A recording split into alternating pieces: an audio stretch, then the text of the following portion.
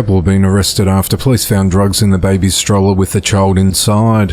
At around 10 a.m. on Friday the 24th of May, authorities were dispatched after receiving reports of two suspicious individuals walking down West Center Street in Madisonville, Kentucky with a baby stroller who appeared intoxicated.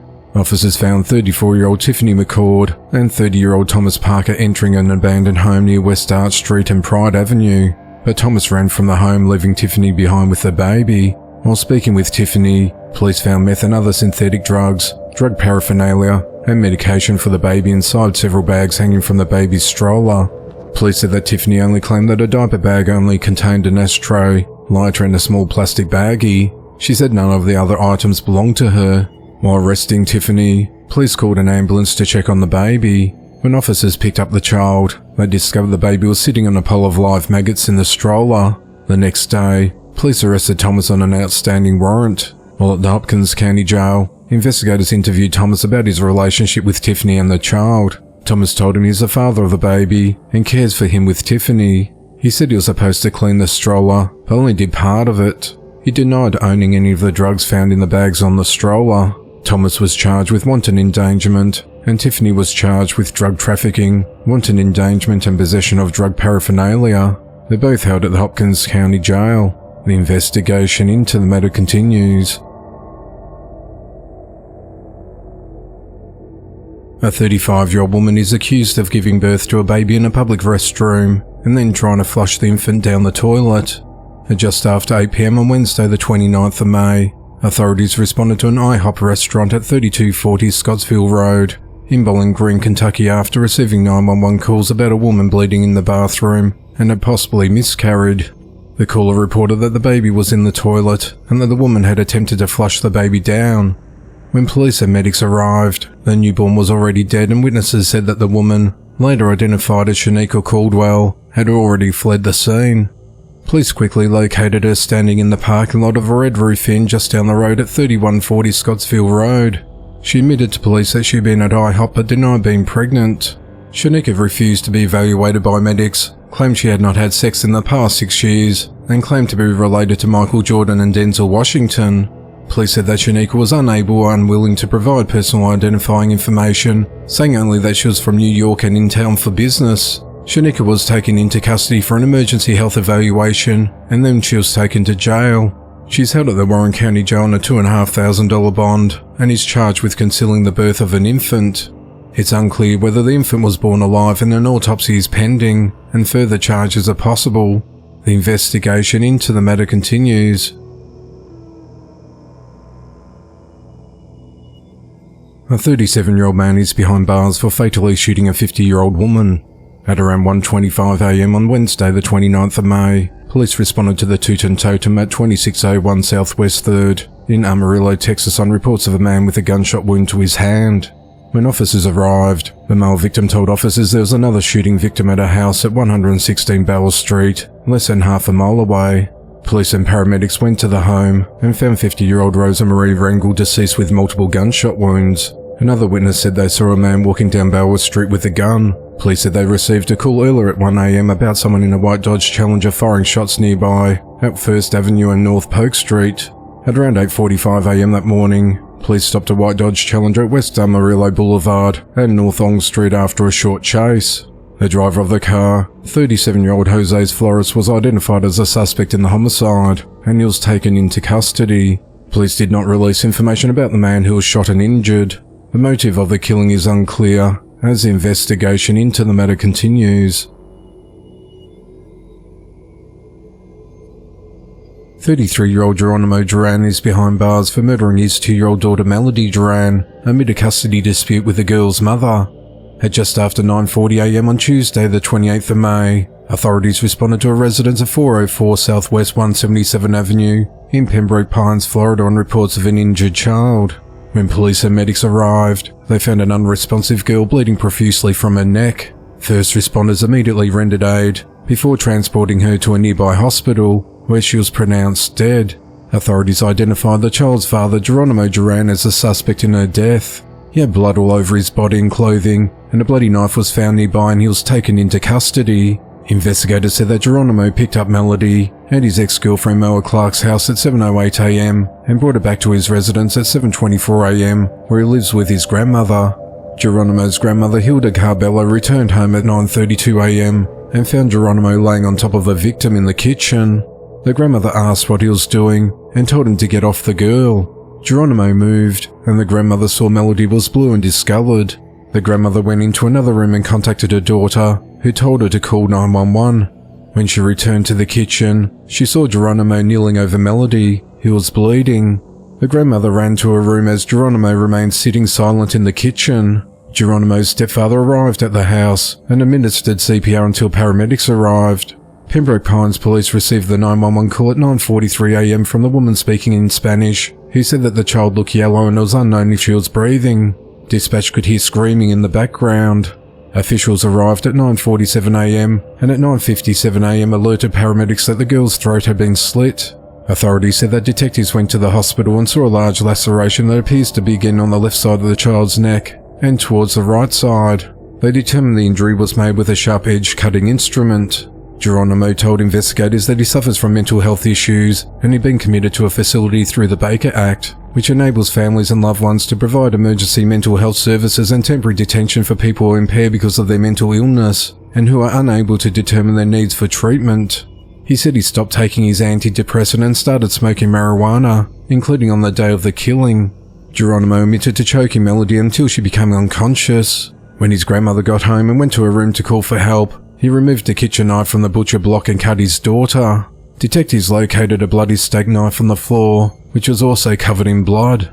Geronimo said that he fucked up and ruined his family. Authorities said that Melody and her mother moved out of Geronimo's home in March of 2023 because Geronimo was violent. Geronimo and his ex were in a custody dispute, but a parenting plan allowed him to have unsupervised custody of the girl. Melody's mother told a judge at a previous court hearing that Geronimo had a history of hearing voices to end his life, some while the child was with him alone. She said she had to commit Geronimo using the Baker Act 5 times.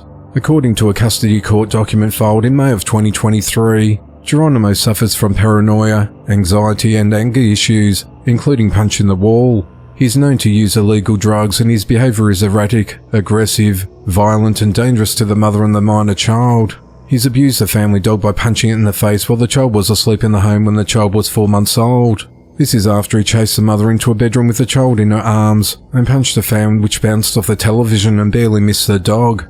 Geronimo was booked into the Broward County Jail on charges of first-degree murder and aggravated child abuse and is held without bond. The investigation into the matter continues. A 32-year-old woman is behind bars for fatally stabbing a young boy and injuring his mother.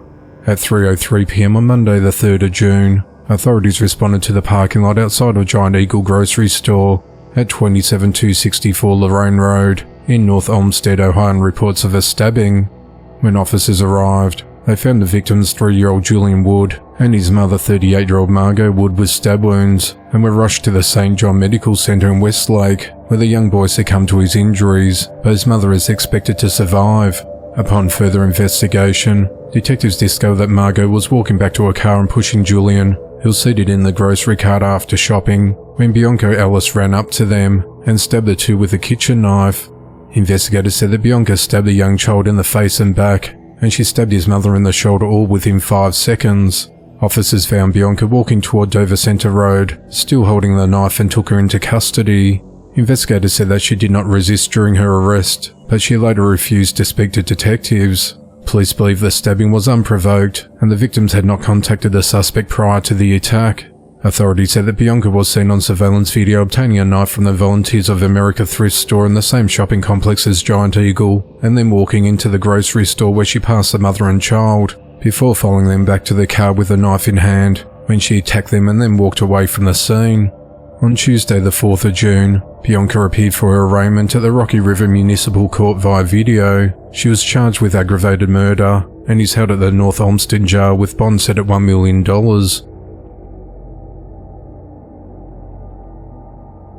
A 43-year-old man is behind bars for murdering his 75-year-old mother. At 6:46 p.m. on Saturday the 1st of June, Pitt County deputies responded to a home at 3186 State Highway 903 in Stokes, North Carolina, where they found a woman 75-year-old Olivia Musgrave dead from what authorities called unnatural causes. The exact details of how Olivia died have not been disclosed, but authorities said that the evidence collected inside the residence, along with further information gathered during the investigations, led detectives to arrest Olivia's son, 43-year-old Richard Musgrave, at the crime scene. Richard was charged with open murder and booked into the Pitt County Detention Center, where he's been held without bond. Richard has a criminal history. Last year he was charged with assault with a deadly weapon and misdemeanor larceny after an incident on the 19th of August, where he struck an employee with a vehicle after he stole 4 jugs of tea valued at $15 from the store. Richard pleaded guilty to charges of assault with a deadly weapon and reckless driving. The larceny charge and the charge of hit and run were dismissed. In January, he was sentenced to 75 days in jail and 18 months of supervised probation for those charges. On the 1st of February, Richard was charged with simple assault and assault on a female after he punched a male doctor and a woman in the face. In April, he pleaded guilty to simple assault, where the charge of assault on a female was dismissed by the Pitt County District Attorney's Office. He was sentenced to 30 days in jail and 12 months of supervised probation. Of note, in 2011, Richard was reported missing and was described as suffering from dementia or some other cognitive impairment. The motive of the killing is unclear, as the investigation into the matter continues.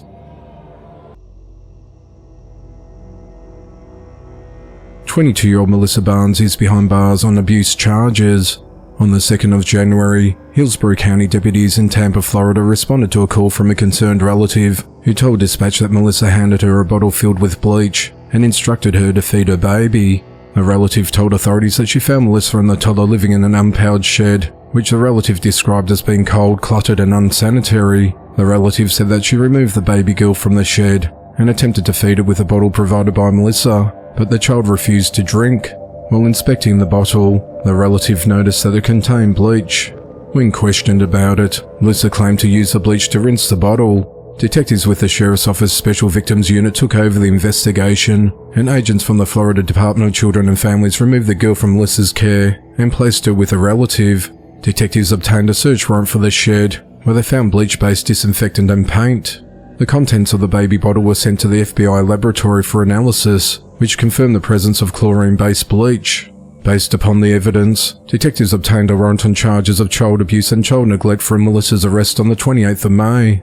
On the 3rd of June, she was located and detained by deputies with the Highlands County Sheriff's Office, roughly 110 miles away. Melissa currently remains jailed in Highlands County and will be extradited to Hillsborough County at a later date.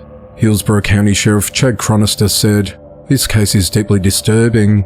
No child deserves to be subjected to such dangerous and neglectful conditions. The Hillsborough County Sheriff's Office is committed to protecting our community's most vulnerable, and we will work tirelessly to ensure that those who harm children are held accountable." The investigation into the matter continues.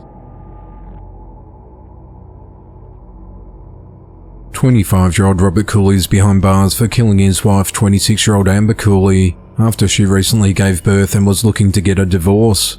At just before 7:20 a.m. on Saturday the 1st of June, authorities responded to a residence in the 3000 block of Armory Drive near Schuyler Lane in Indianapolis, Indiana, on reports of a person shot. As officers pulled up to the couple's home, they saw Robert exiting the premises through an open garage door to greet them. He was wearing clothing that was covered in blood when he approached them. He said, "I did something bad. I need to go to jail." As officers were walking him away from the house, body-worn camera footage showed Robert saying, "I took my wife's life." When officers entered the premises, they found an adult female victim identified as 26-year-old Amber Cooley in the upstairs bedroom, deceased with a gunshot wound to her head. Police also noted Amber's throat had been slit and her face was beaten so badly that she was virtually unrecognizable. Officers found a firearm in the house and arrested Robert on suspicion of murder. Police found the couple's 5-week-old infant girl inside the home, but it's unclear who's currently looking after her. In a subsequent interview with detectives, Robert admitted to beating and shooting his wife. He also said he slit her throat with a razor blade that he hid inside a shoebox. Robert's brother told police that Robert used FaceTime to call him at around 7 a.m. that morning and said, "I just killed Amber, bro." Amber's mother said that Robert had been verbally abusive to her daughter over the course of their 5-year relationship. She said that her daughter asked her the night before she was killed to help her get paperwork together, to help her get out of the situation and end her marriage, she said. Robert and Amber reportedly argued on Friday the 31st of May, which made Robert very upset. Robert is charged with murder and is held at the Marin County Jail without bond. The investigation into the matter continues. A 24-year-old man is behind bars for fatally stabbing his 61-year-old mother. At just before 1:30 a.m. on Monday the 3rd of June, authorities responded to residents at 67 Porter Road in Howell Township, New Jersey on reports of a disturbance. When first responders arrived, they entered the premises and found 61-year-old Loretta Parody in a bedroom with stab wounds to her chest. Medics rushed her to a local hospital for emergency treatment, where she was pronounced dead. Police identified her son, Robert Parody, who remained on scene as a suspect in her murder. He was arrested without incident. Authorities determined that Robert, who lives with his mother, entered her bedroom and stabbed her in the chest while she slept. Robert was booked into the Monmouth County Jail on charges of murder and weapon-related charges and is held without bond. The motive of the killing is unclear, as the investigation into the matter continues. A New Hampshire man will spend at least the next 4 decades behind bars for killing his mother and setting her remains on fire after she asked him to turn down the volume of his PlayStation. On Tuesday the 4th of June 2024, 47-year-old Thomas Humphrey was sentenced to 40 years to life in prison after he pleaded guilty to second-degree murder. He also pleaded guilty to felony arson for burning the remains and was sentenced to 5 to 10 years. The sentences will run back-to-back. On the 28th of November 2023, Thomas was playing the PlayStation that his 70-year-old mother Linda Tufts had given him as a birthday gift. The two got into an argument over how loud he was playing the video games after she asked him to turn the volume down. This enraged Thomas, and he stabbed his mother 22 times, almost decapitating her. Thomas then lit his mother's remains on fire inside their home at 34 Joffrey Street in Goffstown, New Hampshire. Thomas had been living in the basement at the time of the attack. First responders were called to the home at around 2:20 p.m. for a small fire. After they put out the blaze, they found Linda deceased in the home from stab wounds. Police also found Thomas at the bottom of the basement stairs, holding a knife with self-inflicted wounds. Thomas was taken to the hospital before being charged with his mother's murder. Neighbours said that Thomas had been kicked out of the house and was only allowed to return shortly before the attack. Thomas's father was at work when the killing happened. While sentencing Thomas, Judge William Delker said, "This is, in my more than a decade on the bench, one of the most brutal murders I've presided over. The brutality of this crime simply makes it too dangerous not to impose a very lengthy state prison sentence," he said. Two 18-year-old girls are behind bars and are accused of throwing acid in the face of another teen last month. The incident occurred at around midday on Sunday the 26th of May, near the intersection of North Dodge Avenue and West 3rd Street North in Wichita, Kansas. Police said that an acidic liquid was thrown at 17-year-old Passion Turner during a fight in front of a friend's house. Passion arrived at the local hospital with second-degree burns to her face and neck. On Wednesday the 5th of June, officers located and arrested two suspects, Yakira Hollins and Tyronia West, both 18 years old. They're each charged with one count of aggravated assault and are held at the Sedgwick County Jail with bond set at $150,000. Investigators are working to locate a third suspect, a 16-year-old girl from Topeka. The victim's older sister, Paris Polite, said that Passion knew her assailants, and at least one of them used to be her best friend. The investigation into the matter continues. A 24-year-old woman is behind bars for killing her parents. At just after 9 a.m. on Thursday the 6th of June, authorities received a call from a residence at 10 Washington Street in Bedford, Massachusetts, stating that a woman who lives at the home said she had just shot her parents. When officers arrived, they located a car on an adjacent lawn. Inside the vehicle, they found 56-year-old Thelma Tatton deceased and 56-year-old Mark Cavarello in a critical condition, and he was transported to a local hospital where he later died. Authorities said that 24-year-old Jessica Cavarello, who lives with her boyfriend's parents, told them that she was having a panic attack earlier that morning before retreating to her bedroom. After about 30 minutes, she came out and said she was going to have breakfast with her parents and left. Jessica then got into the backseat of her parents' car and shot them both in the back of their heads. A short while later, Jessica went back into the home declaring, "I just shot my parents," her boyfriend's father told police. He then called 911. Authorities said that Jessica got the gun from her boyfriend's safe. Jessica was arrested and charged with 2 counts of murder, 2 counts of assault and battery with a dangerous weapon causing serious bodily injury, and unlawful possession of a firearm. During her arraignment at the Concord District Court later that day, she was ordered to undergo a mental health evaluation and remains held without bond. Her next court appearance is scheduled for the 20th of August. The motive of the killings is unclear, as the investigation into the matter continues. A father and his girlfriend are behind bars in connection to the death of a 3-month-old baby boy. 24-year-old Cody Dale Wilson and 26-year-old Tricia Lynn Grigson have been charged with the death of a child by a parent, guardian or custodian or other person by child abuse. At around 7:25 p.m. on Thursday the 23rd of May, authorities responded to a residence at 1026 Smith Street in Milton, West Virginia, after dispatchers were told there was an infant who went into cardiac arrest and was not breathing. When police arrived, 2 officers ran into apartment 3 and administered life-saving measures to the child. Medics arrived shortly thereafter, and the child was brought downstairs while they performed CPR. The infant was then transported to Cabell Huntington Hospital's emergency room and was later admitted to the pediatric intensive care unit where he died the next day. The baby was identified as Evander Meadows. Authorities said that the officers found that the child was in his father Cody's care at the time of the incident, and Tricia contacted 911. In the statements made to dispatchers, the child was in a baby swing when he began spitting up and having breathing complications. When CPR was administered by Tricia, Cody said that the child started coughing up blood. Medics who responded and performed CPR on the infant told officers there was trauma to the baby's head, and they were concerned about the markings on his neck that could indicate he had been choked.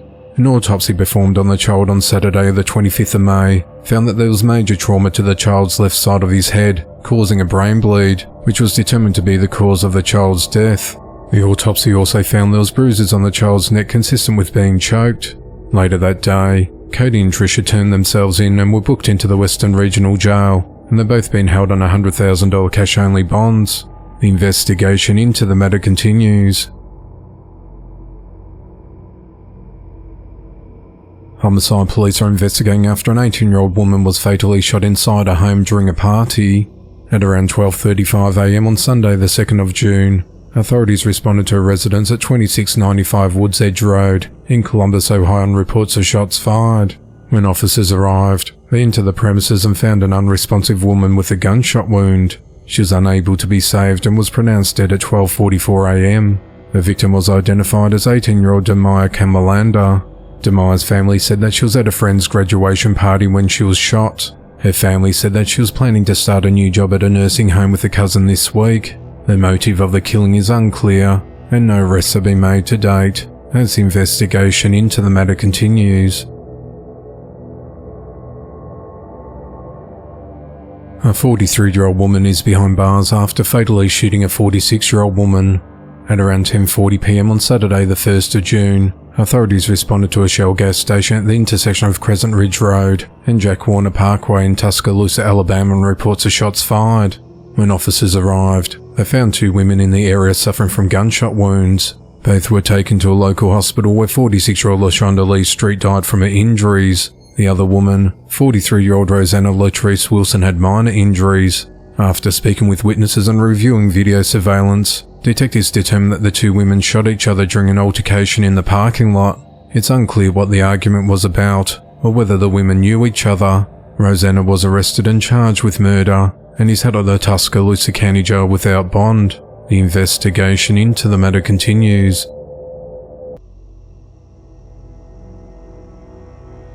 A 34-year-old man is behind bars for fatally beating 3 people and critically injuring a 4th. At just before 4 p.m. on Wednesday the 5th of June, authorities responded to a call about multiple people injured at an outbuilding at 3699 East Otter Road in Marion, Iowa. When first responders arrived, they found 4 adults with severe injuries. 3 were pronounced dead at the scene.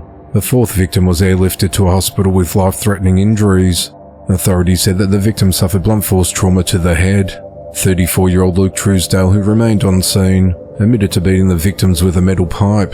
The pipe was found nearby with blood and hair on it, and he was taken into custody without incident. The 3 deceased victims were identified as 44-year-old Ramondus Lamar Cooper, 26-year-old Kiona Victoria Ryan, and 33-year-old Amanda Sue Parker. 34-year-old Brent Anthony Brown survived the attack and is in a critical condition. Investigators said that Luke was captured on surveillance video in the area of the building where the victims were found. Authorities said that a potential motive included the possibility of the crime being made into a movie. Brent's father, who owns the property where the victims were found, said his son no longer has any brain activity. Luke is charged with 3 counts of first-degree murder and 1 count of attempted murder, and remains held at the Linn County Jail on a $4 million cash bond. The investigation into the matter continues. 33-year-old Colt Brian Lakaya is behind bars and is accused of raping and sodomizing a young girl. On Friday the 31st of May, authorities received a call from someone in Level Plains, Alabama, claiming that they saw Colt having sex with an 8-year-old girl in the back of his truck. When police arrived, Colt had fled the scene. At just after 10 p.m. that night, authorities spotted Colt's abandoned vehicle sitting in an Auburn Walmart parking lot, about 110 miles away. Dale County investigators, with the help of Auburn detectives and Lee County deputies, took the car back to Dale County. On Sunday the 2nd of June, Dale County investigators found Colt fleeing on foot in the Tuskegee National Forest in Altasuga, Alabama, about 10 miles away from where he left his vehicle. After a 4-mile chase through the forest, Colt was taken into custody. During a court hearing on Tuesday the 4th of June, Dale County investigator Lieutenant Caroline Jackson testified while on the run. Colt texted his girlfriend, saying he wanted to explain what happened, and claimed the 8-year-old girl enticed him, blaming her for the incident. Lieutenant Jackson also said that Colt sent messages to his mother while fleeing, saying, "My life is over, and I'm sorry I failed my family." Colt is a registered sex offender and on lifetime federal probation after a 2013 conviction on charges of attempting to entice a child for immoral purposes. Colt is charged with rape and sodomy and is held at the Dale County Jail without bond. The investigation into the matter continues. A 31-year-old man is behind bars for fatally shooting his pregnant 33-year-old girlfriend. At 10:33 p.m. on Tuesday the 4th of June, authorities responded to a home in the 100 block of Dixon Road in Bladen County, North Carolina on reports of shots fired. When officers arrived, they entered the residence and found 33-year-old Bolivia Monique Williams deceased with several gunshot wounds. She was 25 weeks pregnant at the time. A witness at the scene identified Bolivia's boyfriend, 31-year-old Najee Dyson Leach, as a suspect in the shooting. He fled the scene before officers arrived. The day after the killing, Najee posted on his Facebook page, "You post to love me, but gone thug me." The Blake County Sheriff's Office released an announcement asking for the public's assistance in helping locate Najee. The post stated that he was considered armed and dangerous, possibly driving a 2006 Subaru Forester, and that he had altered his appearance by cutting off his dreadlocks. At around 4 p.m. on Wednesday the 5th of June, authorities located and arrested Najee, but authorities did not state where they found him. Najee was booked into the Bladen County Jail on charges of murder, murder of an unborn child, discharging a weapon into an occupied property, robbery with a dangerous weapon, and larceny of a motor vehicle. He appeared in court on Thursday the 6th of June and was denied bond. If convicted on the charges, Najee could face the death penalty. The investigation into the matter continues. A man is behind bars for repeatedly raping his young stepdaughter over a 2-year period. On the 4th of May 2024, authorities responded to a residence at 970 Old Greenville Road in Spartanburg, South Carolina on report of a sexual assault. Upon arrival, deputies were informed that the 9-year-old victim, her mother and her stepfather, 39-year-old Melvin Lopez, were going to a store to get food together. The woman went inside, but quickly returned to find the girl upset when the girl disclosed to her mother that Melvin touched her private parts. The girl was transported to hospital where she was examined when she disclosed to the nurse that she had been sexually abused since she was 7. On the 7th of May, a forensic interview was conducted at the Children's Advocacy Center, where additional disclosures were made. On the 31st of May, a forensic medical was conducted on the victim that solidified disclosures. On the 5th of June, Melbourne was arrested and charged with 6 counts of criminal sexual conduct with a minor. Melbourne remains held at the Spartanburg County Jail without bond. A woman is behind bars for killing the father of her child. Authorities said that just before 11:45 a.m. on Thursday the 6th of June, 23-year-old Brianna DiDolce shot 25-year-old Jeremiah Anger inside a residence at 1 Winoka Street in the Carrick neighborhood of Pittsburgh, Pennsylvania. Police and paramedics responded to the property after Jeremiah called 911 to say that he had been shot. When first responders arrived, they entered the premises and found Jeremiah on the first floor of the home conscious, with a gunshot wound to the chest. Officials described the residence as a rental home, with multiple private rooms and a common area. Medics transported Jeremiah to the hospital in a critical condition, where he later died. Brianna told police that she and Jeremiah share a child together. She said that she shot Jeremiah twice after they got into an argument. She said that Jeremiah had been physically and verbally abusive with her in the past. She said that he threatened to throw her down the stairs, and that's when she pulled out a gun and shot him. Brianna was booked into the Allegheny County Jail and charged with criminal homicide and tampering with evidence after police said she hid the gun used in the murder. She remains held with bond denied. The investigation into the matter continues. 26-year-old Deanna Hollingsworth is behind bars after a 5-year-old stepdaughter was found dead in a river. At around 2:40 p.m. on Thursday, the 6th of June, authorities received a 911 call in which the caller told dispatch that a child had been playing in the Wabash River in Kimmel Park in Vincennes, Indiana before disappearing from sight. Multiple agencies rushed to the river and searched for the girl using boat, sonar and dive teams. At 7:14 p.m, the girl's body was recovered by divers near the park's boat ramp. Investigators said that the child was in Deanna's care at the park when she vanished in the river, and that there was enough evidence to show that she put the child in a situation that endangered her life or health. Deanna was arrested and charged with neglect and is held at the Knox County Jail on a $75,000 cash bond. The investigation into the matter continues. A 22-year-old woman is behind bars after forcing 2 young girls to remain in a bathtub with scalding hot water. At 8:26 p.m. on Thursday, the 6th of June, authorities responded to a home in the 17,000 block of Hannon Trace Road in Guyan Township, Ohio, on reports of a medical emergency. When deputies arrived, they entered the premises and found 2 girls with severe burns over large portions of their body. One of the girls suffered a seizure. Medics transported the girls to a hospital in Huntington, Ohio for medical treatment. Upon further investigation, authorities determined that the injuries were a direct result of intentional acts committed by an adult entrusted to care for the children. On the night of Sunday, the 9th of June, detectives interviewed 22-year-old Melinda Harrison, who's in a relationship with the children's father and was watching them at the time. Authorities said that Melinda admitted to placing the 4- and 5-year-old girls in a bathtub of hot water. She reportedly refused to let the girls leave and adjust their water temperature, and physically restrained them to keep them in the burning water. Investigators said that this resulted in seizure activity and second-degree burns to the 5-year-old child, and first and second-degree burns to the 4-year-old girl. Melinda was arrested that night and charged with 2 counts of felony child endangerment. She remains held at the Gallia County Jail on a $500,000 bond. If she posts bond, she'll be prohibited from consuming alcohol or being in places where alcohol is served, and is not to have any contact with the victims. The investigation into the matter continues. A 31-year-old woman is behind bars after setting fire to her boyfriend's house shortly after breaking up, killing his mother and severely injuring 2 other people inside. Authorities said that around 11:17 p.m. on the 3rd of June, Cinnamon Charmaine Rigmaiden poured an accelerant on the front porch of her ex-boyfriend's home at 6003 Seminole Street in Detroit, Michigan, before setting the house alight and fleeing the area. Fire department personnel responded to the scene and extinguished the fire and found 53-year-old Tina Dora deceased on the 2nd floor of the home. 2 surviving victims, a 57-year-old man and his partner, a 65-year-old woman, both suffered burns and smoke inhalation. The woman also suffered a fractured ankle after jumping from the 2nd floor of the building.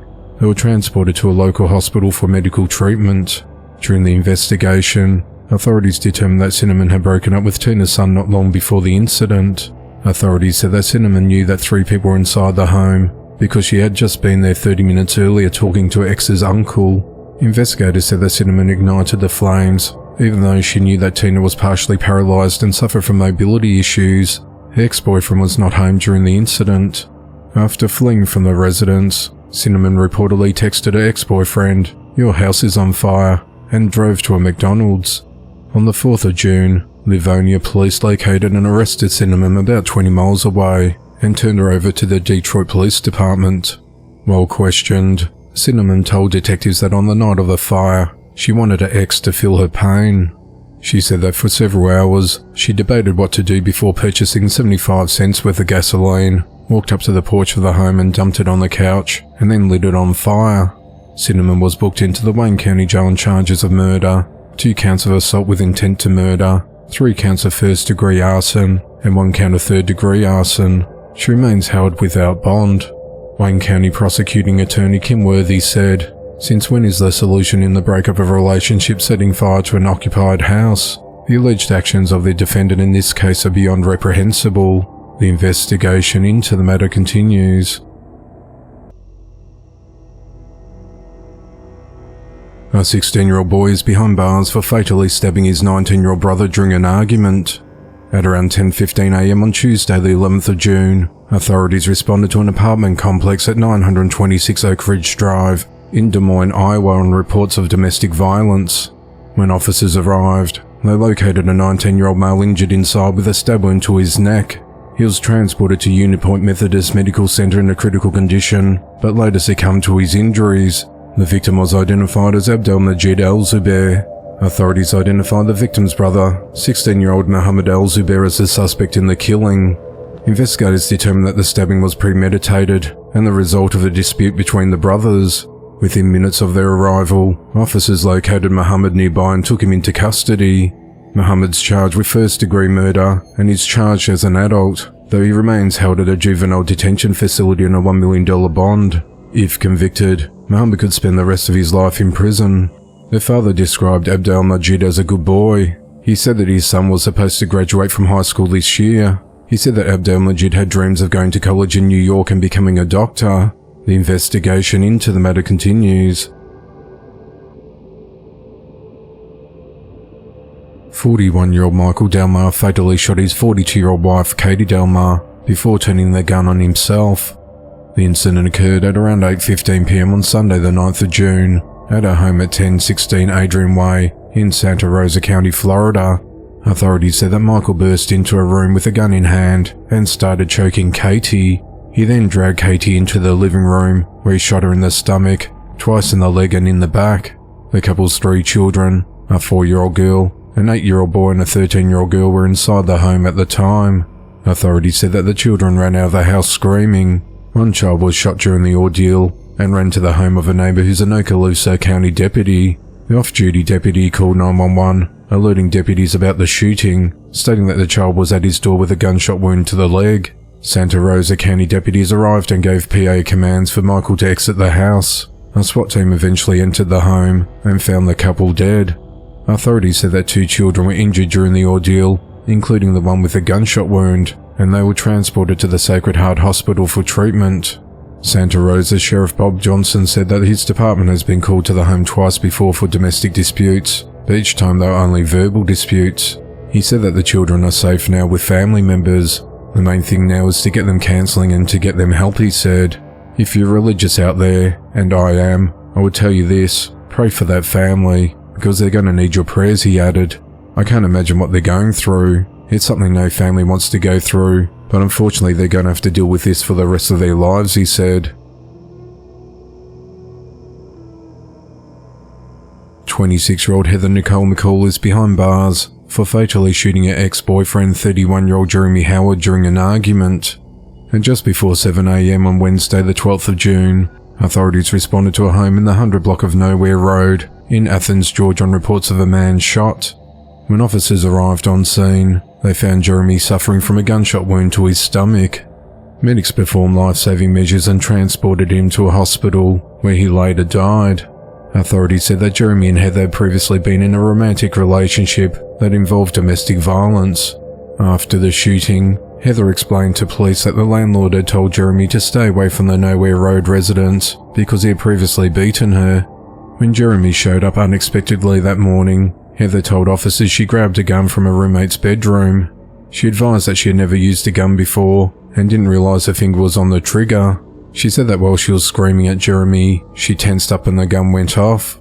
A 41-year-old man who was visiting Heather's home told police that when the pair began arguing, he went outside to give them space.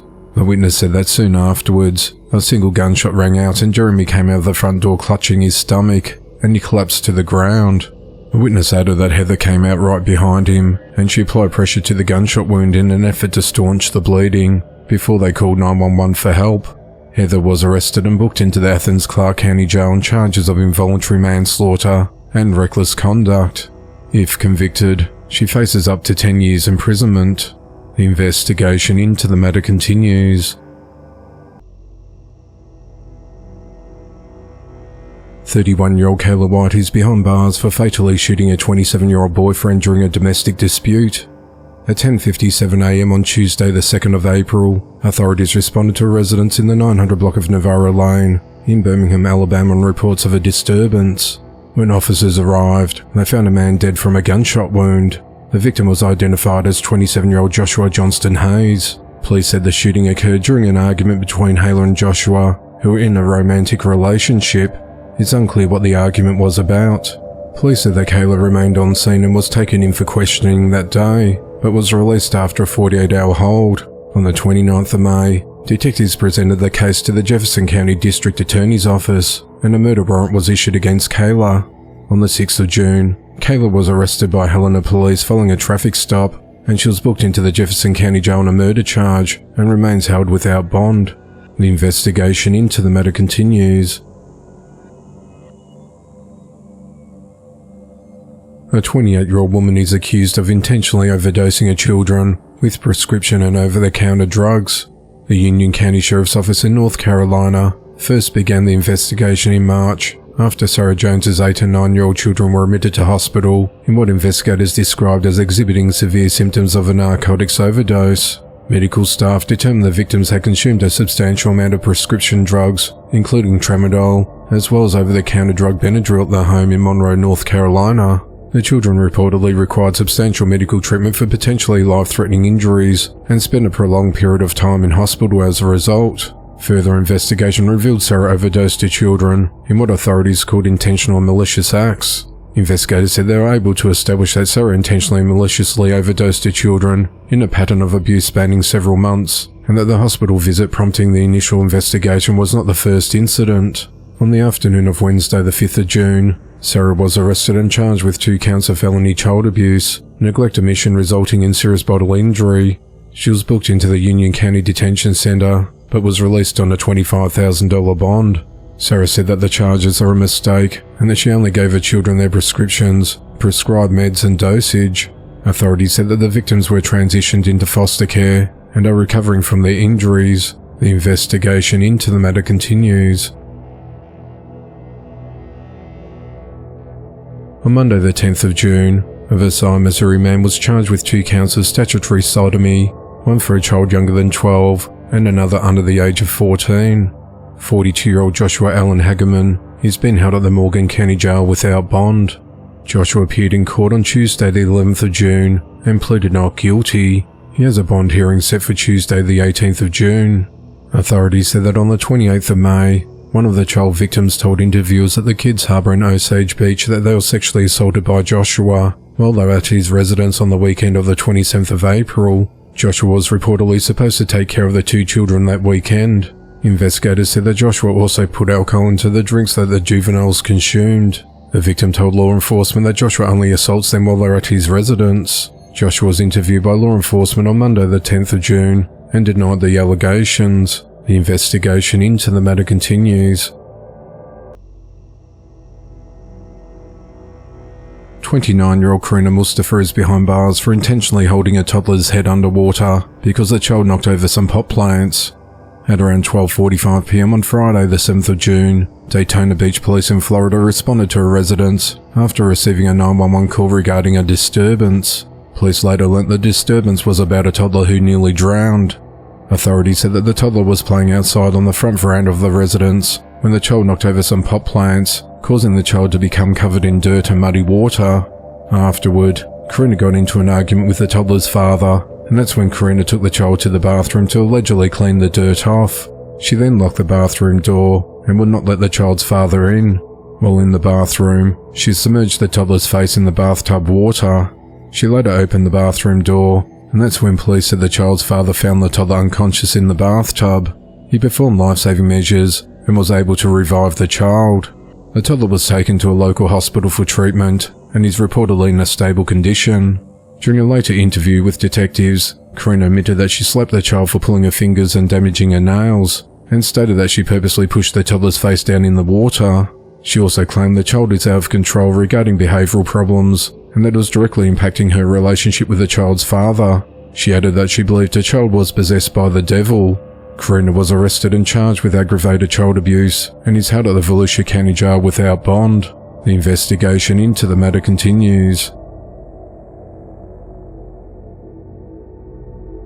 A 41-year-old barber shop owner is behind bars for fatally shooting his 37-year-old upstairs neighbour. At 5:45 p.m. on Saturday the 8th of June, authorities responded to a parking lot at 226 North York Road in Hatboro, Pennsylvania on reports of a shooting. When officers arrived, they found an unresponsive man laying on the ground with gunshot wounds to his face, shoulder and back. Medics transported the man to Abington Hospital, where he was pronounced dead. The victim was identified as 37-year-old Stephen Strasberg. Investigators learned that Stephen lived above a business called Razor Reese's Salon, owned by 41-year-old Maurice Bird, and the two had ongoing disputes with one another. Authorities said that Maurice was the one who called 911 to say that Stephen was verbally assaulting him with racial slurs. While on the phone, the dispatcher heard 5 gunshots, then a pause, followed by 2 additional gunshots. When the dispatcher asked if Maurice shot Stephen, he said yes. On scene, officers recovered 7 spent cartridge casings and a semi-automatic handgun registered to Maurice, who had a permit to carry. Officials said that Stephen didn't have a weapon during the incident. Detectives took a statement from Maurice, who said he was standing outside of his business in the parking lot smoking a cigarette. Maurice reported that while standing outside, he saw Stephen at the front corner of his business. He said that Stephen yelled the dirty N-word to him. Maurice said that he then entered his business to retrieve his cell phone to call 911 and went back outside, where he was previously smoking. While on the phone with 911, he said he saw Stephen standing near a vehicle when he started walking toward him. Maurice said that he began to retreat further into the parking lot when Stephen grabbed his shirt. Maurice said that he then retrieved his handgun from the front of his waistband, to which Stephen responded, "What you gonna do? Shoot me, N-word?" Maurice said that Stephen pulled his arm back like he was going to punch him, so he fired several shots and dropped his cell phone, while still on the phone with 911 dispatchers. After Stephen was on the ground, Maurice dropped his handgun and retrieved his cell phone. Authorities said that Maurice spoke with dispatchers after the shooting until police arrived. Maurice was arrested and charged with first-degree murder and possessing an instrument of crime. He's held at the Montgomery County Jail without bail. The investigation into the matter continues. 15-year-old Lexi J. Brown is behind bars after she attempted to kill a sleeping mother. At 2:33 a.m. on Friday the 14th of June, authorities responded to a residence in the 13,000 block of D Avenue in Gulfport, Mississippi on reports of a cutting incident. When officers arrived, they entered the premises and found Lexi's mother in a bedroom suffering from multiple stab wounds. The woman told investigators that she was asleep in a bed when she awoke to find her daughter attacking her with a knife. After fending off her daughter, Lexi then tried to start a fire inside the home. The victim was taken to a hospital for treatment where she's recovering. Lexi remained on scene and was taken into custody. While questioned by detectives, Lexi, who appeared to be influenced by occult beliefs, said that she had been planning to kill her mother because she found her to be a weird bitch, and that she accused her of suppressing the black in her. Lexi is charged with attempted murder and arson, and remains held at the Harrison County Jail on a $1,250,000 bond. The investigation into the matter continues. 2 women are behind bars after breaking into a home and attacking the homeowner. Police said that around 1:10 a.m. on Sunday the 16th of June, they received a call from a 30-year-old woman who saw a light shining in the basement window of a home in Park Lane, Franklin Square, New York. She then heard aggressive knocking at the basement door, before the 2 suspects, later identified as Ashley Dunn and Kelly Walsh, both 27, entered the residence without permission. Once inside, the 2 women attacked the victim, pulling her hair, punching and slapping her repeatedly. The victim sustained injuries to her head, neck and chest. Officers arrested Ashley and Kelly at the scene without further incident and charged them with first-degree burglary. The victim refused medical treatment for her injuries. The investigation into the matter continues. 59-year-old Timothy Ray Lisby is behind bars and is accused of killing his 31-year-old son Christopher Allen Lisby over dirty dishes. On the afternoon of Friday, the 14th of June, authorities responded to a mobile home at 3522 Dogie Road in Indianapolis, Indiana, reports of a person stabbed. When officers arrived on scene, they went inside and found Christopher on the living room floor bleeding from the chest after suffering a laceration to his heart. Medics rushed him to the local hospital in a critical condition, where he later died. A roommate, Jeremiah Green, told police he witnessed the killing.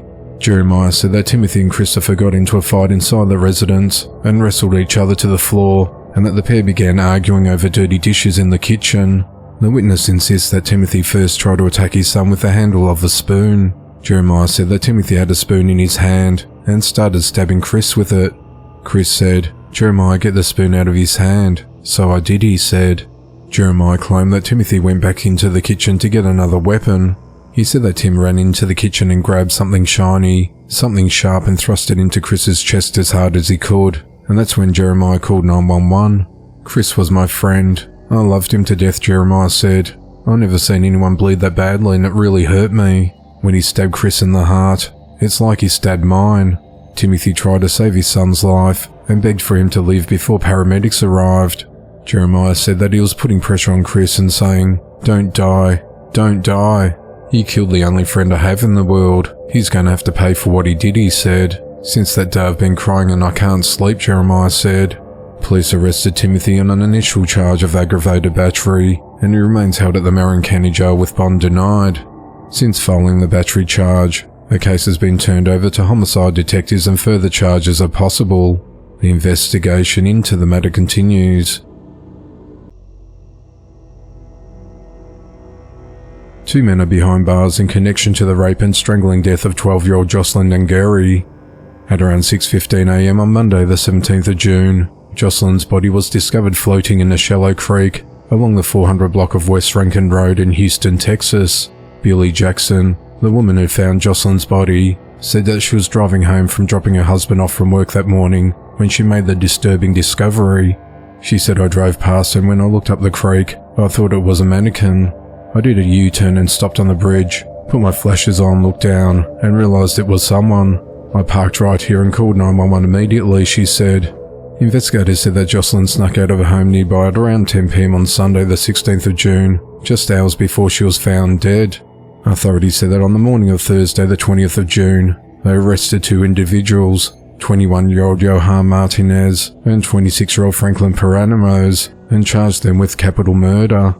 Authorities said that surveillance footage shared by the community helped police determine where Jocelyn and her assailants were moments leading up to her death. Investigators learned that the suspects had dinner together the night of the murder. After their meal, they left the restaurant and began walking in the area. Police said that the suspects, who lived in the same block as the girl, approached Jocelyn along Key Kendall Road, and they all walked to a 7-Eleven convenience store. Jocelyn was talking to a 13-year-old boyfriend on the phone at around midnight when he heard her talking to two adults. Minutes later, all three of them walked to a bridge, where Jocelyn was raped and strangled to death. Johan and Franklin then continued walking to their residence, leaving Jocelyn's body behind. After days of investigating, on Thursday the 20th of June, authorities located the two men at 13355 Northborough Drive at the Canfield Lakes Apartments complex, located less than half a mile away, and took them into custody. The investigation into the matter continues. 25-year-old Keyjon Janice Ellis is behind bars and faces multiple charges after stabbing a man. At around 1 a.m. on Saturday the 15th of June, authorities responded to the parking lot of Petro Mart on Scoop Boulevard in Columbia, Missouri after a man was stabbed near his ribs. Authorities said that Keyjon had an argument with another person earlier that evening and that she called the victim to pick her up. The two then got into an argument and Keyjon pulled out a knife while sitting in the man's vehicle and threatened to stab him. The victim then drove into the Petro Mart parking lot. Keyjon then got out of the vehicle, walked over to the driver's side window and stabbed the man. The victim had recorded the beginning of the argument on his phone, and Keyjohn was seen with a knife in her hands. Multiple witnesses told police they saw the two arguing and fighting. The man then fell out of the vehicle and onto the ground with blood on his shirt, stating that he had been stabbed. Keyjohn then fled in the vehicle. Keyjohn was arrested and charged with first-degree domestic assault, armed criminal action, and unlawful use of a weapon. She remains held at the Boone County Jail without bond. The investigation into the matter continues. A 35-year-old man is behind bars for shooting a 50-year-old family member. At 1:06 a.m. on Friday the 14th of June, authorities responded to a residence at 4532 Southeast 116th Street in Runnels, Iowa on reports of shots fired. When officers arrived, they entered the premises and found the homeowner deceased with a gunshot wound. The victim was identified as 50-year-old Richard David Selby. Police said that there were several people inside the home who witnessed the shooting, but the suspect, 35-year-old Jacob Cole Harbolt, had fled the scene before officers arrived. Neighbors reported hearing people running out of the house yelling he shot him. At around 3:30 that morning, officers located Jacob during a traffic stop in Des Moines. Jacob was arrested and booked into the Polk County Jail on a first-degree murder charge. Authorities said that Jacob and Richard were related, but have not released further details on the matter. The motive of the killing remains unclear, as the investigation into the matter continues. Homicide police are investigating the fatal shooting of a 9-year-old boy. The shooting occurred at around 12:05 a.m. on Thursday the 13th of June at the Woodlands Apartments complex located in the 9000 block of North Swan Road in Milwaukee, Wisconsin. Authorities said that someone began firing a gun outside in the backyard of the residence, and multiple stray bullets shattered the glass of an upstairs bedroom window, striking Jonel Zambrano in the head while he was in bed. The boy was rushed to the hospital in a critical condition, where he died from his injuries. Surveillance footage captured 3 men in the parking lot of the complex in front of the residence, 2 of whom were seen firing shots into the air just minutes before Jonel was struck and killed. Jonel's family said that Jonel was always happy, friendly and fun, and that he didn't deserve this, and they want those responsible to pay. No arrests have been made to date, and authorities are asking for anyone with information in the shooting to contact Crime Stoppers. The investigation into the matter continues. 44-year-old Dusty Shane Wheeler is behind bars for fatally shooting his girlfriend 36-year-old Heather Bradford at their home.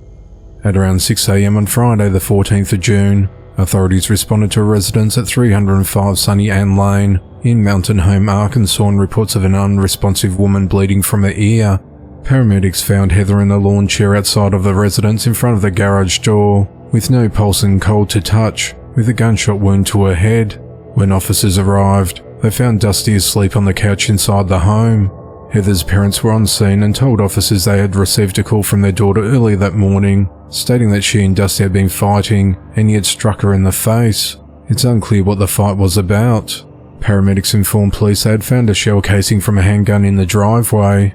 Officers asked medical personnel if they had recovered the gun, but they had not seen it. Heather's father then retrieved the gun that his wife had picked up from Heather's lap.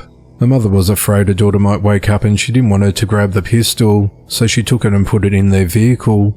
Officers noted an entry wound on the left side of Heather's head, and officers confirmed she is right-handed. During questioning at the police department, Dusty alleged that he saw the gun in Heather's hand as officers escorted him to a patrol unit, unaware that it had already been removed by the victim's mother. Dusty is charged with first-degree murder, and he remains held at the Baxter County Detention Center on a $1 million bond.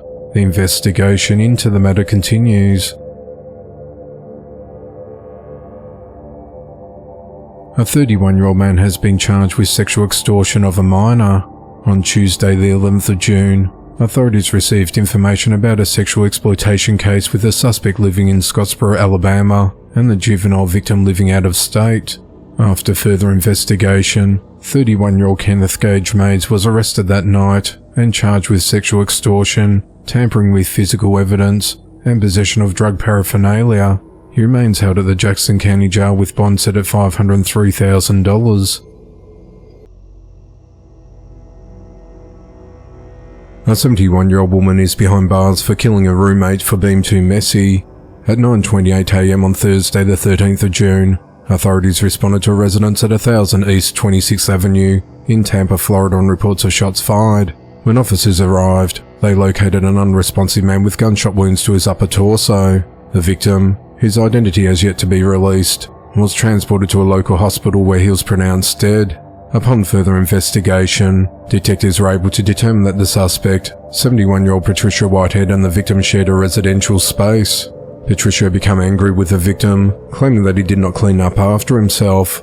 On the day of the incident, the victim was leaving the residence when Patricia heard the victim slam the door. Patricia retrieved a firearm from a bedroom, exited her residence, and shot the victim multiple times. Patricia is charged with first-degree murder and remains held at the Hillsborough County Jail without bond. The investigation into the matter continues. 21-year-old Trevor Beatty is behind bars on multiple charges after fatally shooting his 15-year-old girlfriend Aliana Dickey inside her apartment. At around 6:10 p.m. on Friday the 14th of June, authorities responded to a first-floor residence at 1171 Lawrence Street in Lowell, Massachusetts after a relative called 911 after finding Aliana unresponsive inside with traumatic injuries to her body.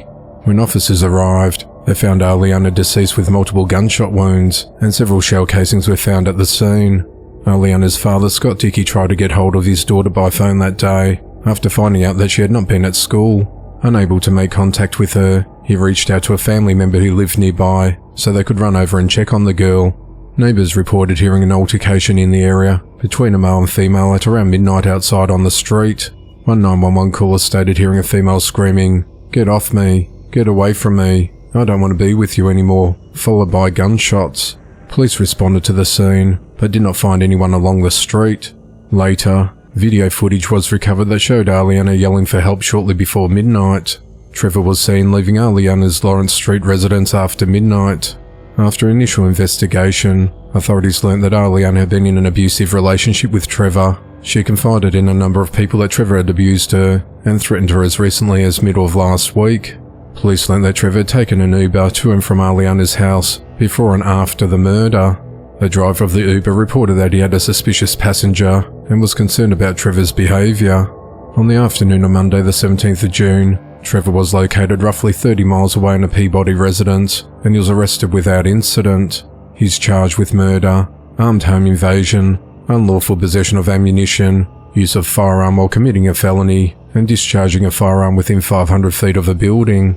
The investigation into the matter continues. An inmate fatally shot a prison employee before turning the gun on himself. The incident occurred at just after 4:30 a.m. on Sunday the 16th of June at the Smith State Prison in Glenville, Georgia. Jay Drake's Hart managed to smuggle a loaded gun into the kitchen and fatally shot cafeteria worker 24-year-old Orion Grace 3 times, once in the head and twice in the chest, before taking his own life. It's believed that the two were romantically involved, and Orion recently ended the relationship, leading to the shooting. Jay Drakus was serving 20 years for voluntary manslaughter out of Carroll County, with a maximum release date of June 2043. This is a second staff murder at Smith State Prison in the last 8 months. Authorities said they are conducting a thorough investigation on what led up to the incident, including how Jay Drakus obtained the weapon behind bars. No further details have been released at this time.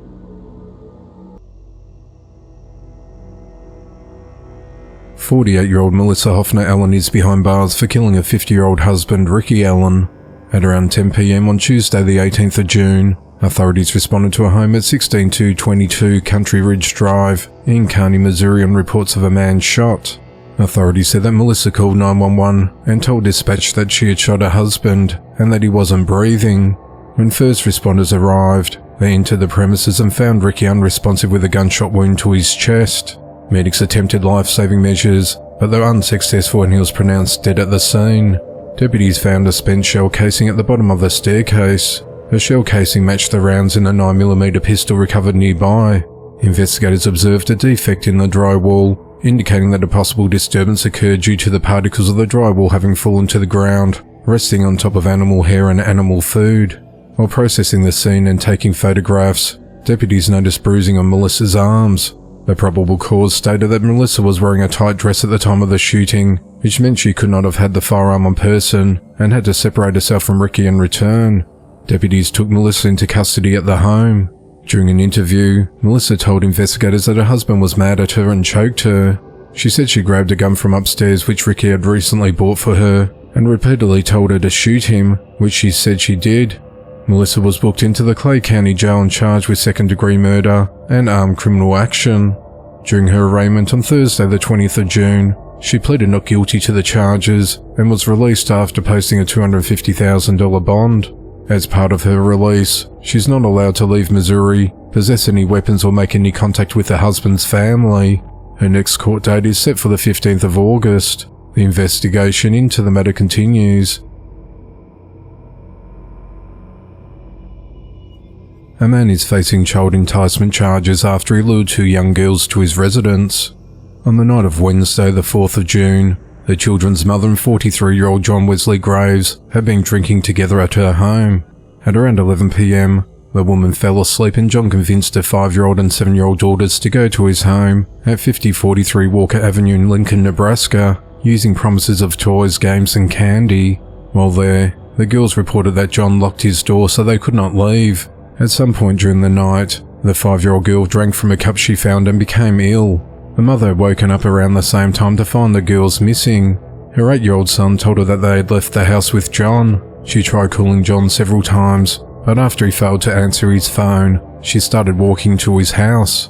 On the way there, she ran into John as he carried the ill child. At around 4 o'clock in the morning, authorities were contacted about a lethargic 5-year-old girl in need of medical attention. The girl was transported to a hospital and treated for ingestion of an unknown substance. Police later interviewed the woman and her 2 children. The mother told officers that she never gave John permission to remove any of her children from her home without her. Both girls denied any sexual abuse occurred. On Monday the 10th of June, John was arrested and charged with 2 counts of child enticement and 2 counts of child abuse and was booked into the Lancaster County Jail. On Wednesday the 12th of June, John was arraigned on the 4 charges and his bond was set at 10% of $500,000. His next court date is set for the 10th of July. On the 6th of May 2015, he was convicted of child enticement and was sentenced up to 5 years in prison and was required to register as a sex offender. In that incident, an 11-year-old girl met John at a local park and was invited back to his apartment. She was given some hot chocolate and he added alcohol to it. The girl later had a blood test done at a hospital and showed she had a blood alcohol content of 0.11. John is also accused of sexually abusing 2 girls aged 11 and 13 in 2021 when he was dating the girl's mother and gave one of the sisters cough medicine and melatonin to help her sleep. John has not been charged in that incident, but the case remains open. The investigation into the matter continues. 14-year-old Jesse Stone is behind bars for beating and sexually assaulting a 91-year-old woman. Authorities said that the attack occurred after the woman was awoken in a home along Northwest 148th Place in Reddick, Florida, at around midnight on Sunday the 9th of June. At the time, she reportedly found someone sneaking through her home and she was beaten and sexually battered. The victim was later taken to hospital, where she told detectives that the suspect pounced on her, punched her in the face and sexually abused her before he fled the scene. The victim later explained that the day before the incident, a neighborhood youth named Randy John, later identified as Jesse Stone, came over to her house and talked with her. She explained it's been a while since the boy stopped by to talk with her, but when he was younger he used to do it more often. She described the teen as a good boy, but she didn't know anything about the other people he hangs out with. The investigation took a turn when Jesse approached detectives canvassing the area, claiming a neighbor had security footage they wanted them to see. The footage captured a figure resembling Jesse jogging past the house the night before the attack. Jesse initially denied that the figure was him, though DNA evidence linked him to the assault. On Thursday the 13th of June, detectives located Jesse at North Marion High School and he was taken in for questioning.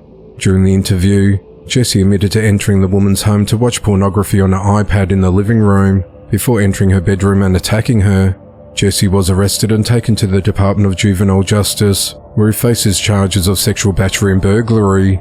Marion County Sheriff Billy Woods said, "It came as a shock that any individual will commit such an act on a 91-year-old. It's truly disturbing when we see the young age of the arrestee. Although I firmly believe he should be held accountable for his crime, as a father, my compassion goes out to his family. Hopefully his arrest will lead him to getting help that prevents any further such acts," he said. A 22-year-old McDonald's employee is accused of shooting into a customer's car following a complaint about an incorrect order. Police said that around 1 a.m. on Friday the 14th of June, they were called after a shooting at a restaurant at 715 East Memorial Boulevard in Lakeland, Florida. They said the dispute began when two customers in a vehicle informed an employee that their order was incorrect. Investigators said that Chastity Gardner argued with the customers at the drive-thru window, then threw a drink at them as they tried to leave. The two patrons exited the vehicle and opened the drive-thru window to throw drinks at Chastity, who then armed herself with a handgun. The customers were driving around the west side of the fast food restaurant, and Chastity came outside the business with a gun to continue the argument. Chastity fired a weapon twice as the vehicle was leaving the parking lot, and the victim's vehicle was struck at least once. No one was injured during the ordeal.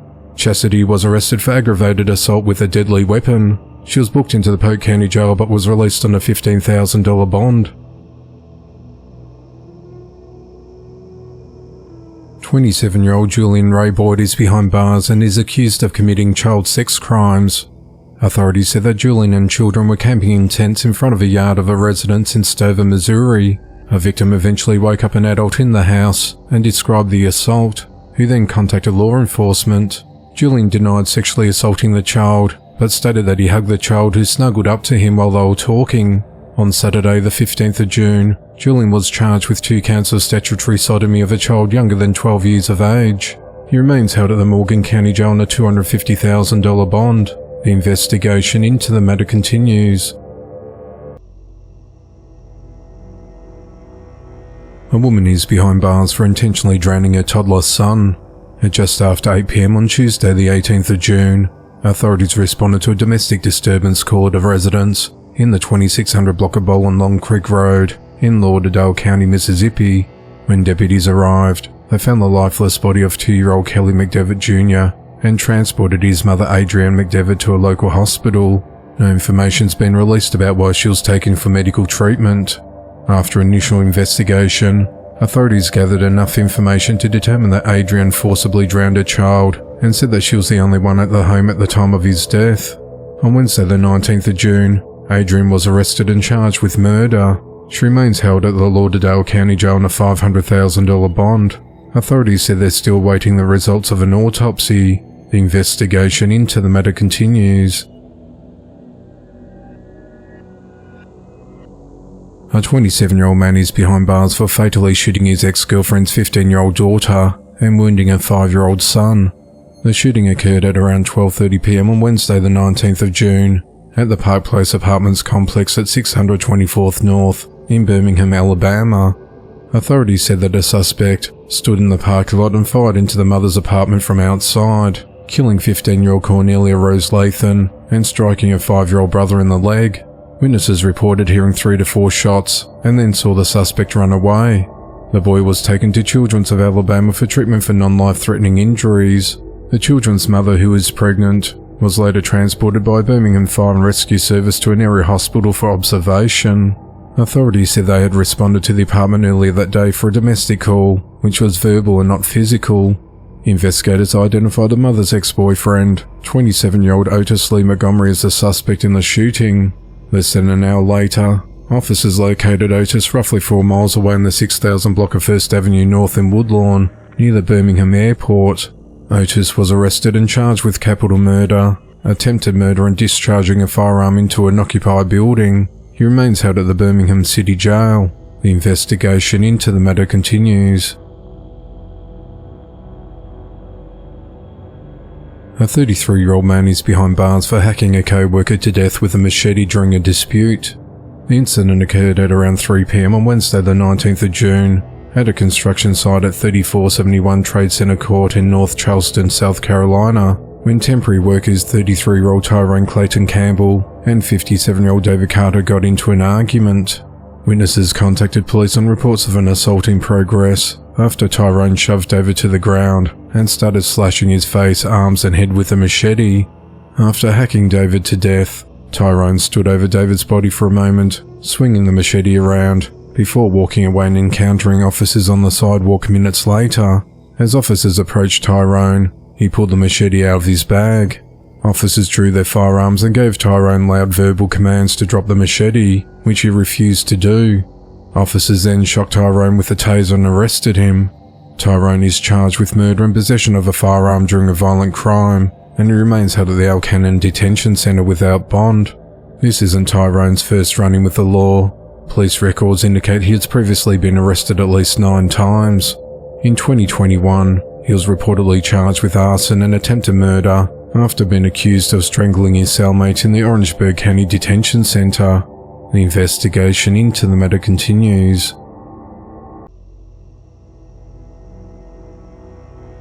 25-year-old Edric Lamar Davis is behind bars for beating his 6-week-old son to death because his crying stressed him out.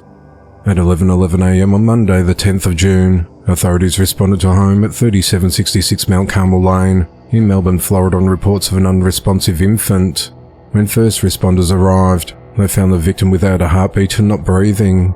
Medics attempted life-saving measures and transported the child to a hospital, where he was pronounced dead at 11:55 a.m. Medics initially observed a minor bruise to the baby's left shoulder and scratches to his face, but no other outward signs of physical abuse.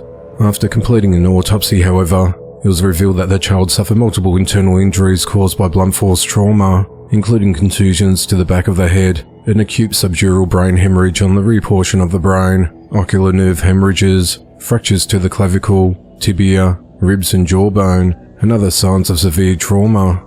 It was noted that these were all recent acute injuries that are believed to have occurred in a forceful and intentional manner just before his death. The child also had older rib fractures that were in the process of healing, and a bruise in the middle of the baby's neck that were both indicators of prior physical abuse. The manner of death was homicide, and the cause of death was multiple blunt force trauma.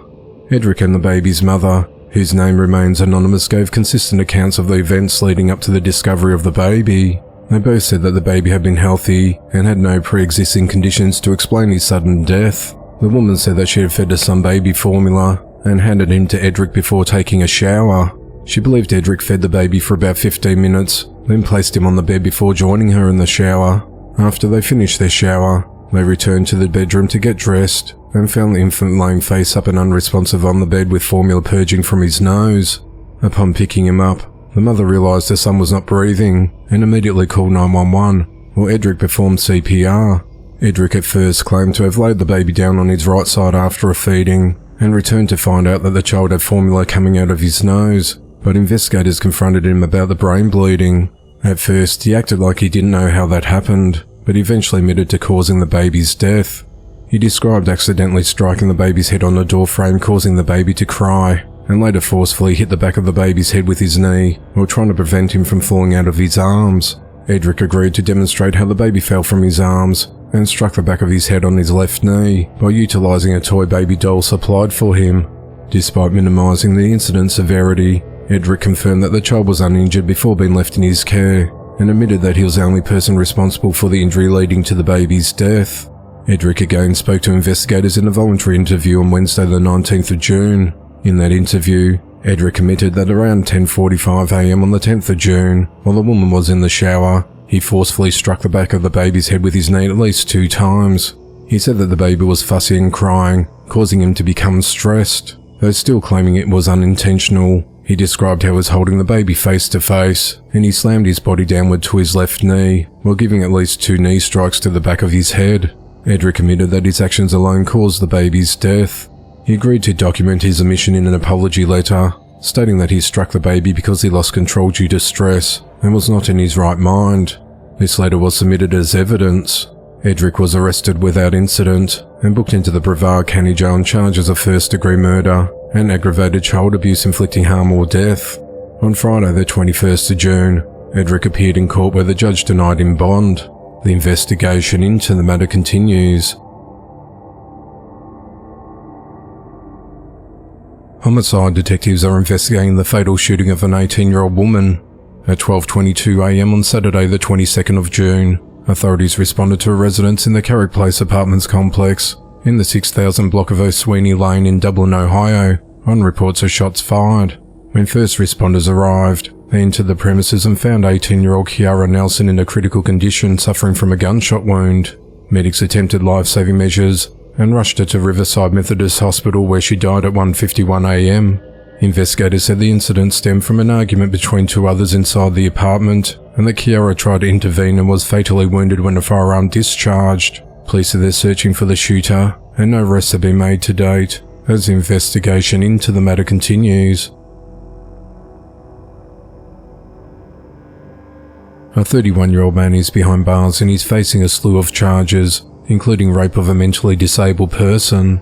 On Thursday the 20th of June, after a multi-month-long investigation, Middlesex Township Police in Pennsylvania obtained a warrant to arrest 31-year-old Warren Mina, charging him with rape of a mentally disabled person, indecent sexual assault of a person with a mental disability, financial exploitation of a care-dependent person, possession of a controlled substance, and possession of drug paraphernalia. With the assistance of Carlisle Borough Police, Warren was located at the Valley Ridge Apartments complex at 371 Army Heritage Drive in Carlisle, Pennsylvania, and he was taken into custody. He was transported to Cumberland County Jail and remains held on a $35,000 bond. A woman is behind bars for stabbing another woman. At 7:26 p.m. on Friday the 21st of June, authorities responded to a stabbing call at a residence along Good Hope Pike in Harrison County, West Virginia, where they advised that the victim had been stabbed in the chest and her throat had been cut. When first responders arrived, they found the victim identified as 31-year-old Sarah Puckett in a critical condition with multiple stab wounds. She was airlifted to Ruby Memorial Hospital for treatment to her injuries, where she remains in a stable condition.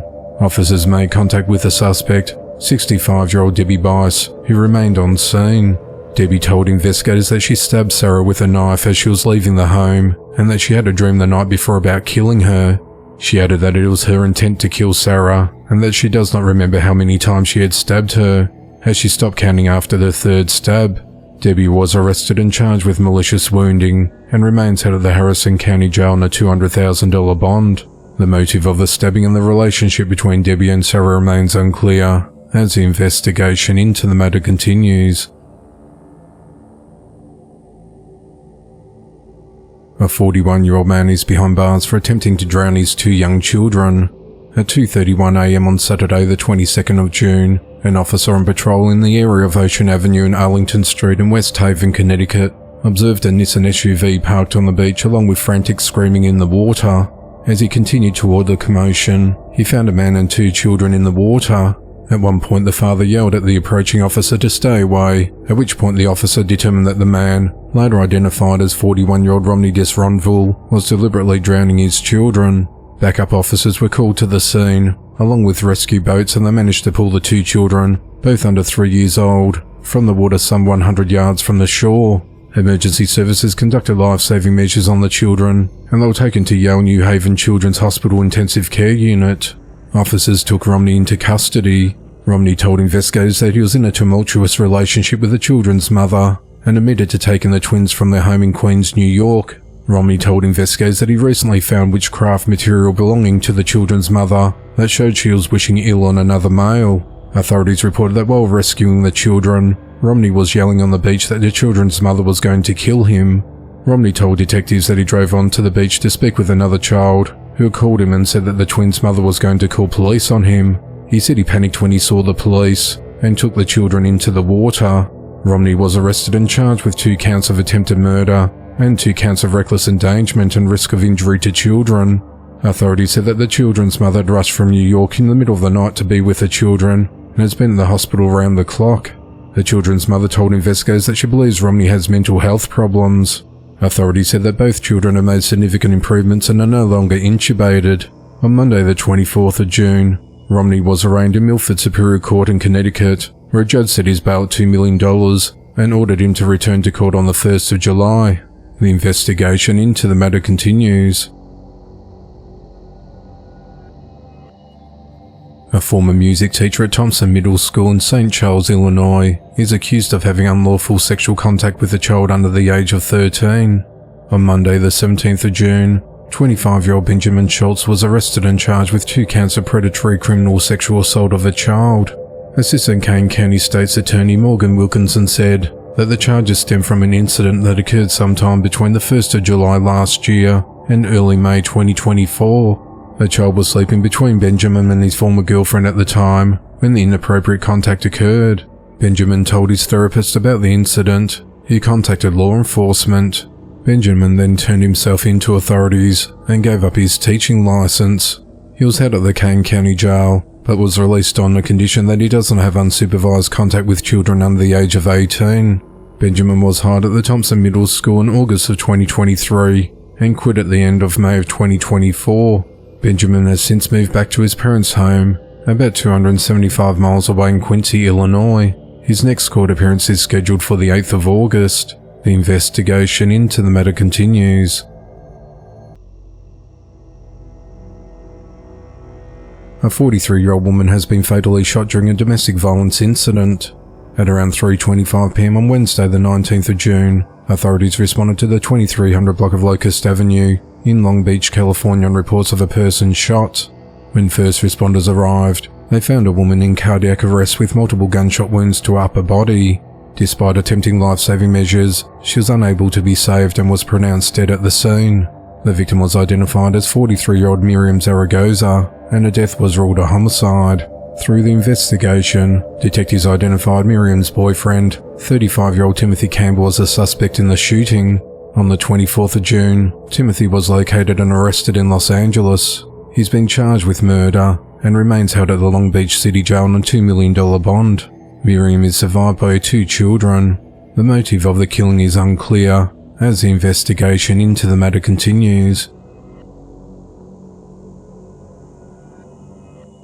20-year-old Edward King is behind bars after he travelled almost 1,000 miles from New York, New Jersey, and snuck into a house in Fernandino Beach, Florida, to beat a man with a hammer over a video game disagreement. Edward and his rival gamer, who were about the same age, had never met in person prior to the incident. At around 2 a.m. on Sunday the 23rd of June, the victim's stepfather awoke to the victim screaming for help. When he went to check on the victim, he found the victim and Edward in a physical fight. The stepfather and the victim managed to restrain Edward until Nassau County deputies arrived. The responding deputies reportedly noticed a significant amount of blood in the front hallway and in the victim's bedroom. Authorities said that the victim was playing a video game late Saturday night and into the early hours of Sunday morning. He got up to go to the bathroom, and when he returned he found Edward standing in his bedroom with a hammer in his hand in the air and struck him in the head. Edward was wearing all black, a mask and gloves. The two started struggling, and the victim was able to disarm and wrestle Edward to the ground. Both Edward and the victim were taken to the hospital for injuries, but Edward was released into the custody of the sheriff's office. The victim sustained severe but non-life-threatening head injuries. Edward and the victim reportedly met playing the video game Archage, which is a career multiplayer fantasy game. Edward claimed the victim was a bad person online. Edward arrived in Florida in the early hours of Friday the 21st of June. He told his family he's visiting a longtime friend in Florida that he had not seen in a while. Once in Florida, he purchased a flashlight and a hammer from Ace Hardware. Investigators located his receipt and flight ticket. Edward was charged with attempted second-degree murder and armed burglary, and he's held at the Nassau County Jail. Authorities said that Edward was not cooperating with law enforcement and kept asking about sentencing lengths for breaking and entering an assault. The investigation into the matter continues. Homicide detectives are investigating the fatal shooting of a 57-year-old man. At around 2:30 p.m. on Monday the 24th of June, authorities responded to the Wise Owl Brick House Apartments complex in the 1000 block of West 38th Street in Kansas, Missouri, on reports of a shooting. When first responders arrived, they entered the complex and found a man suffering from gunshot wounds in the common access stairwell of the building. Despite medics providing aid, the victim was pronounced dead at the scene. The victim was identified as 57-year-old Wayne Gordon.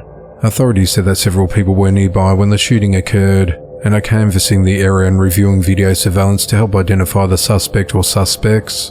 The motive of the killing is unclear as the investigation into the matter continues. 27-year-old Naomi Elkins is behind bars for killing her 2 young daughters. At around 4:50 p.m. on Tuesday the 25th of June, authorities responded to a residence at 19 Shenandoah Drive in Lakewood, New Jersey on reports of a medical emergency. When first responders arrived, they entered the premises and found 1-year-old and a 3-year-old girl in cardiac arrest. Medics attempted life-saving measures on the girls, but despite their efforts they were both pronounced dead at the scene. During the investigation, Detectives determined that Naomi stabbed the 1-year-old daughter and then drowned both children in a bathtub.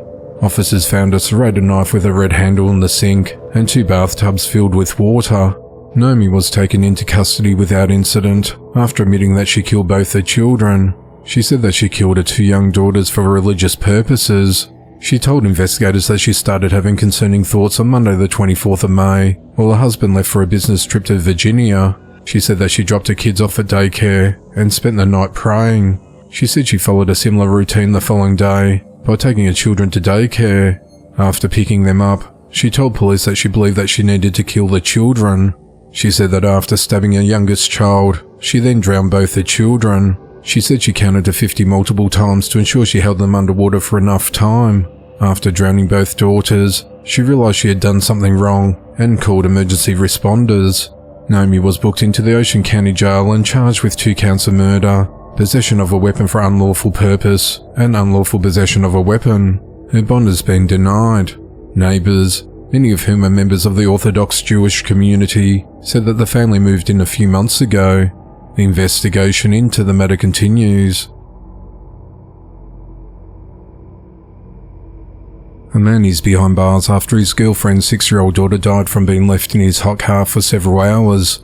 At 5:17 p.m. on the 20th of May, 24-year-old Marquise Outing brought his girlfriend's daughter to the Southern Manatee Fire Rescue Station in Bradenton, Florida, and told paramedics that the girl was not breathing and possibly in cardiac arrest.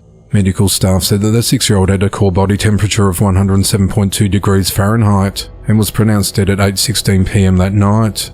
When interviewed by detectives, Marquise said that the child was overheated from playing in the park. Authorities said that Marquise's account does not line up and is riddled with inconsistencies, including finding vomit in the backseat of Marquise's car, and that the GPS data determined that she was in Marquise's car for several hours as it was parked outside his job. Deputies were also able to determine that Marquise had picked up the girl from school and drove to the parking lot at around 2:45 p.m. Investigators said he left her in the car with the windows rolled up when the temperature in the car rose to more than 115 degrees Fahrenheit.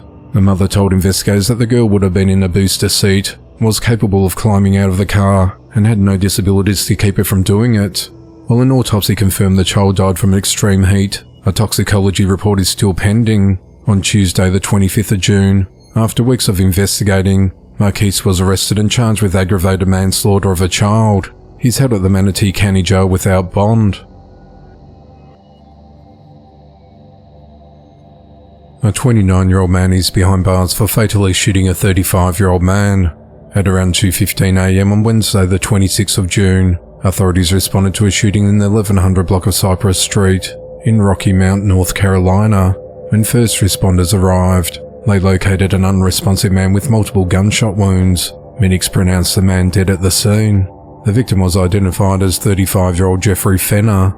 Authorities identified 29-year-old Adrian Hagens as a suspect in the killing, and he was arrested later that day. He was charged with first-degree murder and booked into the Edgecombe County Jail, where he remains held without bond. The motive of the killing is unclear, as the investigation into the matter continues. 32-year-old Michael Hunt is behind bars for killing his wife and mother-in-law. At just after 8:30 p.m. on Friday the 21st of June, authorities responded to a call of a shooting in the 200 block of Pleasureville Road in Cropper, Kentucky. When officers arrived, they found Michael in the backyard of his property at 201 Pleasureville Road, and he told police that someone had been shot near the adjacent Baptist church.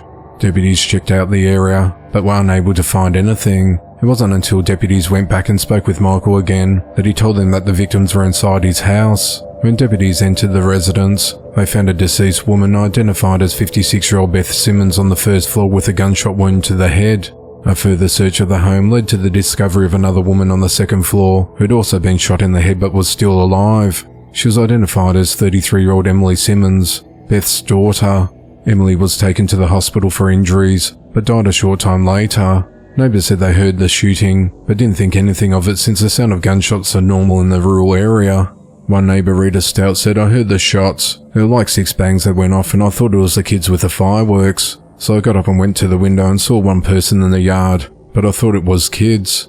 Police said that Michael had blood on his clothing, and they took him into custody for questioning. During an interview, Michael admitted to shooting both women in the head and said that he had a job to take both females out. Michael was booked into the Shelby County Detention Center on 2 counts of murder, with bond set at $1 million. The motive of the killing is unclear, as the investigation into the matter continues. 19-year-old Joshua Wouters and 20-year-old Emily Dickinson are facing murder charges after she gave birth in her apartment, then threw the child out the window onto the street. At around 8:45 a.m. on the 11th of March, authorities were called to 102 Lincoln Way West in McConnellsburg, Pennsylvania, and found an unresponsive infant on the ground. First responders rendered immediate aid, but the Fulton County Coroner's Office declared the child dead at the scene. The coroner determined the victim was born full term and was within 24 hours of death. The cause of death was listed as exsanguination from the umbilical stump. Investigators located a placenta, bloody mattress and other evidence on the sidewalk near the child's body. Joshua told investigators that he didn't know anything about the child when they interviewed him, but in the follow-up conversation, he said that his first reaction of something that's traumatic for him is to lie. Authorities found blood throughout Joshua and Emily's apartment. The windows in the unit overlooked the area where the newborn was dropped. Emily informed Joshua that she was going into labor. She cut the newborn's umbilical cord using a kitchen knife, then threw the baby out of the window while he was in another room. He then asked her, "What the fuck did you do?"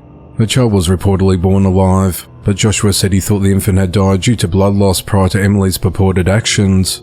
Emily told investigators she believed the child wasn't breathing, but then she started hallucinating. She said she tossed the child because she wasn't thinking clearly and went to sleep. Joshua claimed Emily picked up the newborn like dog poop. Emily found out about her pregnancy when she was somewhere between 20 and 30 weeks along, and she never went to see a doctor. She researched abortions and adoption options. The same day she gave birth, Emily looked up home birth, how long does a bleeding last, and home birth complications from premature birth online.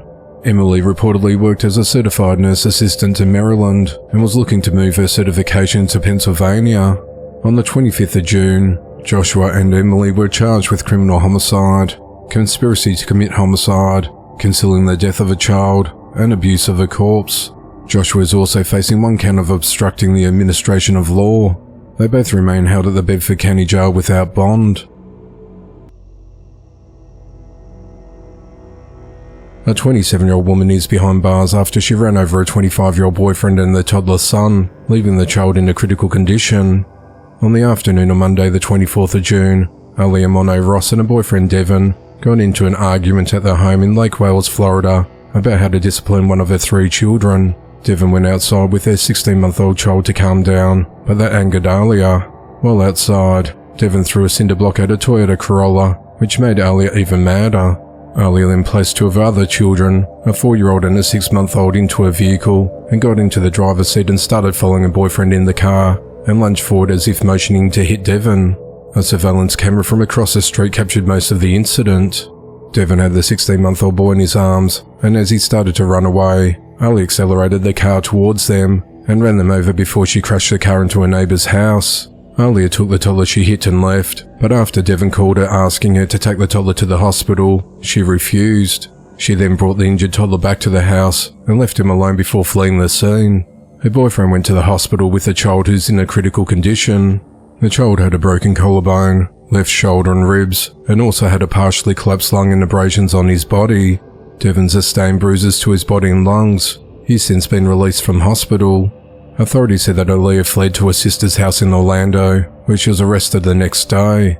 Aaliyah told a detective that there have been several times in the past that she's acted as if she was going to run over her boyfriend, but she would swerve at the last second to avoid hitting him. She said she assumed because of that, he would have moved out of the way in this instance, but he did not.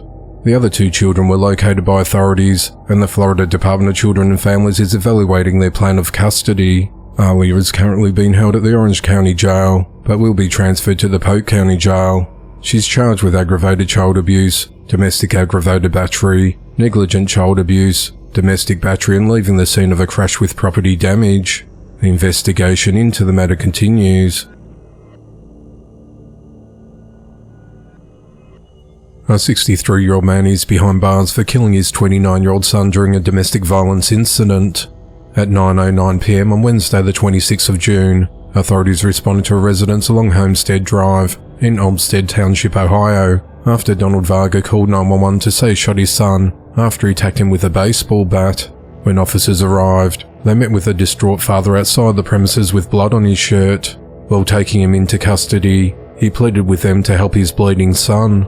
First responders entered the home and located an unresponsive man with a gunshot wound to his chest, and a 9mm handgun used in the shooting was found nearby.